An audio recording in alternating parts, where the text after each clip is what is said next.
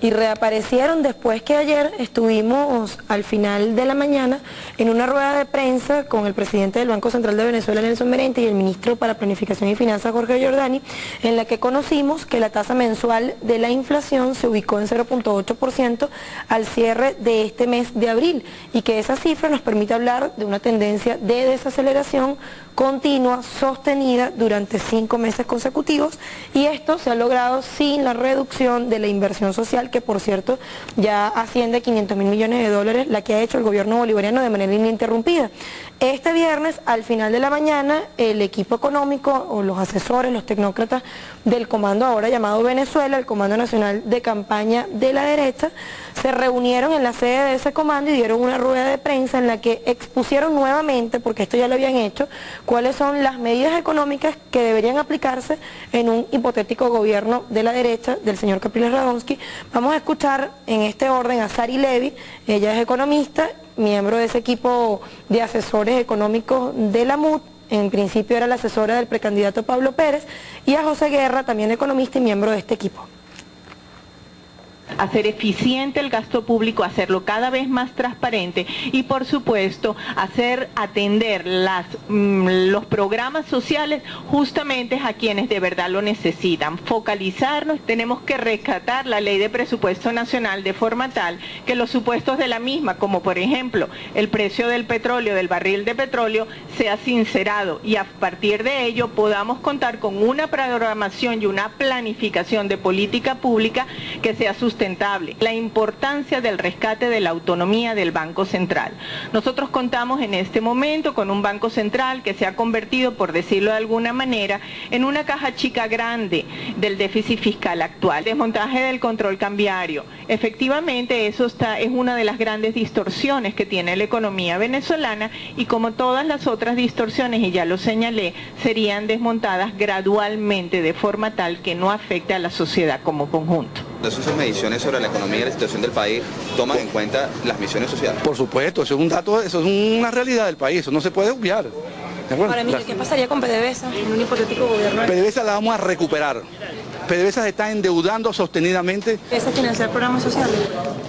La financiamiento del programa social es un problema del Estado venezolano, donde PDVSA va a jugar un rol, pero tú no puedes poner una compañía petrolera a que esté desconcentrada en negocios petroleros porque no va a ser ni una cosa como la otra. Es como si yo te pusiera a ti, que es periodista, a que funja como médico. No puede hacer las dos cosas. Tú eres periodista. PDVSA es exploración, producción, venta, refinación e investigación sobre petróleo principalmente. Y puede tener ayudas sociales, pero el negocio es el negocio, el petróleo.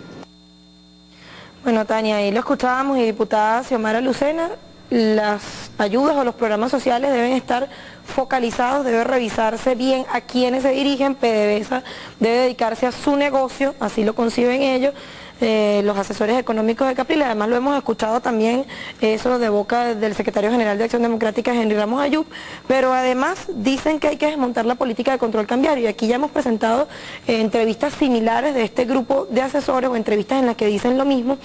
Interrogados sobre la ley orgánica del trabajo de los trabajadores y trabajadoras, tuvieron como siempre muchísima mezquindad en reconocer cuáles son los verdaderos beneficios de este nuevo instrumento legal para transitar hacia el nuevo socialismo. Tania. Bueno, gracias Lucía. Xiomara, te voy a poner ahora declaraciones del candidato Enrique Capriles Radonsky sobre esa inversión de la que habla Lucía, que va por los 500.000, ¿cuánto es, Lucía? Millones de dólares. 500.000 millones de dólares, la inversión social, y en este caso se refiere el candidato a la inversión en ciencia y tecnología. La idea es que podamos compartir algunas ideas, y yo escuchaba a los señores del gobierno que van a comprar un submarino, entonces que van a lanzar otro satélite, y uno dice, Dios mío, ¿en qué país vivimos? Habría que preguntarle si con un submarino van a evitar que los asalten a los pescadores. Yo no sé si por el telescopio ahí, que sacarán, verán a ver. Bueno, ya había dicho sobre satélite también Capriles Radonsky, que cómo era posible que se podía construir escuelas con lo mismo que costó el satélite de Simón Bolívar. Bueno, Xiomara, hay varios conceptos aquí que tienen que ver, primero, bueno, esa aparición hoy de los asesores tiene que ver con las declaraciones ayer del ministro de Finanzas y del presidente del Banco Central sobre el tema de la inflación, recuperar PDVSA, eliminar el control de cambios. ¿A qué te suena eso? Bueno, muy buenas tardes a todos los usuarios y usuarias de BTV, en especial de Dando y Dando, y gracias, Tania, por la oportunidad de conversar pues con nuestros usuarios y usuarias. Bueno, te diré que a mí me parece muy bien que ellos hagan estas declaraciones, porque así vamos ubicando realmente cuál es el discurso de cada quien. Ya no hay ambivalencias, está clarísimo, mira, hacer eficiente el gasto público. ¿Qué significa hacer eficiente el gasto público? No invirtamos en escuelas, no invirtamos en hospitales, no invirtamos en servicios públicos, porque los servicios públicos de todo esto que estamos mencionando deben ser privados. Esas son las recetas exactas que en Venezuela se aplicaron en los años 90 desde el punto de vista de la visión del Fondo Monetario Internacional. Entiendo ahora, pues sí, ya más claramente, que la oposición venezolana, a través de la AMUT y de su candidato presidencial, Enrique Capriles, decidieron nuevamente volver a esa receta. Vamos con la segunda receta. Focalizar los programas sociales. ¿Qué significa focalizar los programas sociales? Significa que los adultos mayores, por ejemplo, que en este momento, sin ningún tipo de restricción, están recibiendo sus pensiones, a nadie le están preguntando cuánto ganan sus hijos o cuánta entrada tiene su familia, nada. Usted es adulto mayor, tiene derecho a recibir su pensión. ¿Qué dice la derecha venezolana? Lo que dice el Fondo Monetario Internacional. Eso hay que focalizarlo. ¿Qué significa focalizarlo?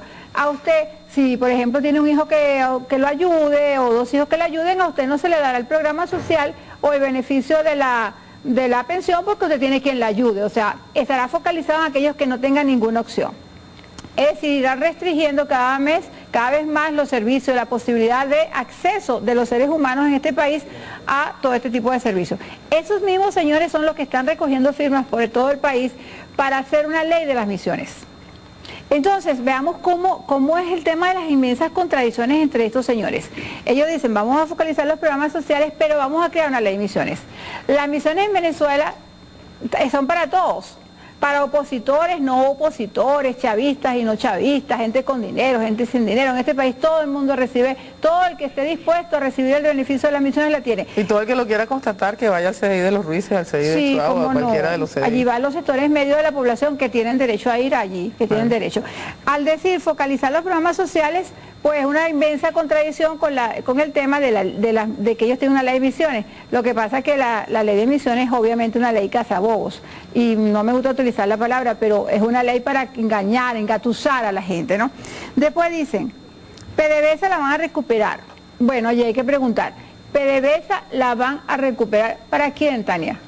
Porque esa es la pregunta, ¿para quién?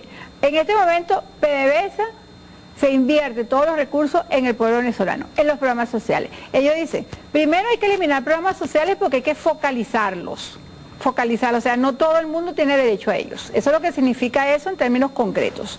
PDVSA hay que recuperarla, hay que preguntar para quién. Esa ley de misiones que estamos promoviendo, entonces, ¿para quién será esa ley de misiones? Porque las misiones en este país las recibe todo el mundo. Entonces yo creo que estas declaraciones están muy bien dichas porque van colocando los puntos sobre las I en que anda cada quien.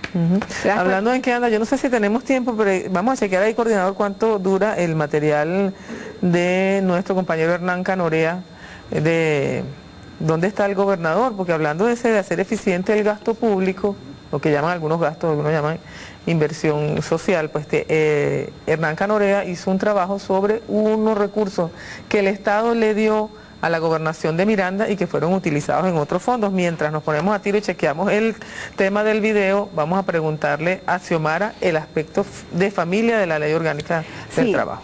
Date cuenta que un poco en función de las declaraciones que dieron hoy los señores tecnócratas de la Mesa de Unidad Democrática, tenemos un título 6 que a mí me parece extraordinario. Yo creo que es uno de los mejores títulos de la Ley Orgánica del Trabajo, pero es uno de los títulos que ha sido más descalificado por los medios oposicionistas.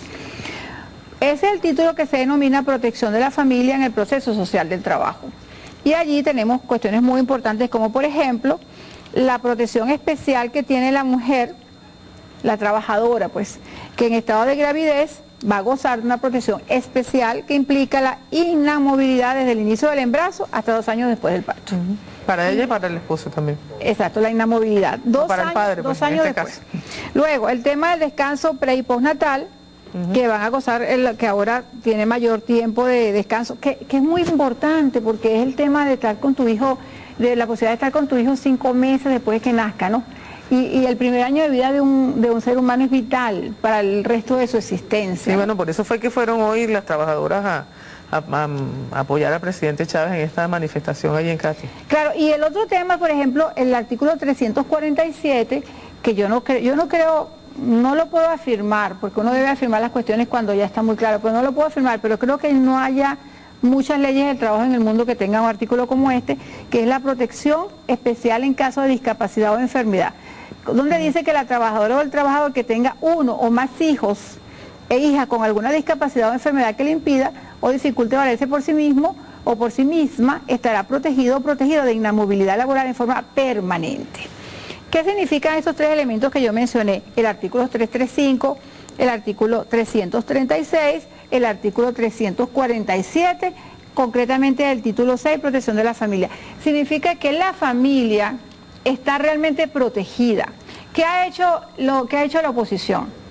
En mi opinión, y me disculpan, pero bien torpemente, ha dicho que, y han convencido a un sector de mujeres en Venezuela, de que a raíz de este articulado no serán empleadas, serán despedidas. Y ya hemos venido escuchando como algunas mujeres, producto precisamente del terror, pues se llama, eso sí es terrorismo, están convencidas de que a partir de ahora las mujeres no serán empleadas en Venezuela porque se generaron estos derechos en la ley del trabajo. Es como aquellos esclavos y esclavas que en la época de la colonia, algunos cuando se logró el proceso de liberación de los esclavos, hay unos que se negaban a ser liberados y decían que querían seguir con su amo, porque tenían terror a una vida libre, tenían terror a la posibilidad, Tania, de vivir sin un amo. Ese es el tipo de terror que están aplicando ahora con las mujeres. Están diciendo a las mujeres, esa ley lo que va a hacer es que a ti no te den trabajo, te va a desproteger. Ese terror está haciendo mella en algunos sectores de la población. Yo en ese sentido invito a las mujeres, a todos, pero en especial a las mujeres que leamos la ley. Ese es nuestro derecho. Y las mujeres en los centros de trabajo, en las universidades, las instituciones educativas, en todas partes, las mujeres tienen que convertirse en unas adalides del derecho que está aquí establecido, porque te está protegiendo a tu familia, a tu niño que acaba de nacer y que vas a estar más tiempo con ella. No podemos cometer el terrible error de caer en el miedo, en el terror que está sembrando el sector de la oposición, descalificando. Además, la gran mayoría de la población está apoyando el proyecto de ley. No vamos a tener tiempo de poner el video, coordinador, porque le quiero hacer una pregunta de cierre a Xiomara. ¿Qué pasa? Esta semana tuvimos aquí a los trabajadores de EPA, han estado en contacto con nosotros los trabajadores de Banesco. Hoy hay una denuncia aquí de 80 trabajadores despedidos de la planta televisiva Televen por fundar sindicatos. Sí. Sindicatos bolivarianos. ¿Qué pasa en ese caso? ¿Cuál es la visión política que tú tienes de eso y qué pueden hacer esos trabajadores? Sí, yo los estuve conversando con ellos que están allí, estaban allí afuera. Bueno, lo primero es que hay una ley que ampara al trabajador y a la trabajadora. Primera cosa. Segundo, eso evidencia la terrible contradicción de aquellos sectores empresariales que señalan que el gobierno del presidente Chávez es un gobierno autócrata y dictatorial. Miren ustedes que más dictatorial que una empresa, una importante empresa, en este caso de medios de comunicación, despida a unos trabajadores. Esos trabajadores tienen ahora con más razón, porque ya el Tribunal Supremo de Justicia ha declarado absolutamente constitucional esta ley, tienen ahora un respaldo en la Ley Orgánica del Trabajo, ¿verdad? Y los trabajadores. Además, el articulado que se refiere a los derechos sindicales habla del fuero sindical desde el momento en que esos trabajadores ya gozan del fuero sindical, que es desde el momento, entiendo, hay que revisar bien el articulado, pero es desde el momento en que ya han notificado ante el Ministerio del Trabajo que se organizaron esa instancia. Y además el Ministerio del Trabajo con esta ley toma un papel muy importante, muy beligerante. Y el Ministerio del Trabajo, estoy segura que a esos trabajadores que en este momento están viviendo esa condición, los va a proteger porque son trabajadores que tienen derechos.